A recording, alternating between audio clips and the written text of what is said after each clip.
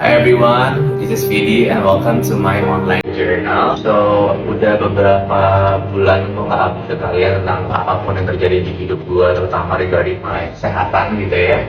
Bukan karena gue lupa ataupun karena gue sibuk, tapi mungkin karena gue lagi mencoba memproses apa yang sedang terjadi sama badan gue beberapa bulan terakhir. Dan rasanya hari ini sepertinya gue sudah berani untuk bisa share perjalanan kesehatan gue juga ke teman-teman semuanya. Karena ternyata perjalanan ini over the time belum menjadi makin mudah gitu. Tapi it's okay.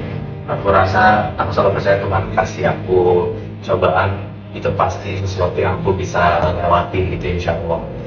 Saat aku melakukan scan badan Desember itu aku sebenarnya posisinya masih oke, karena di situ aku kondisinya winsang rusang, means aku tuh ada yang besar tapi ada yang kecil gitu, jadi very good gitu. Namun April kemarin setelah lebaran kita melakukan another scan untuk ngecek apakah obatnya yang sudah aku pakai 5 tahun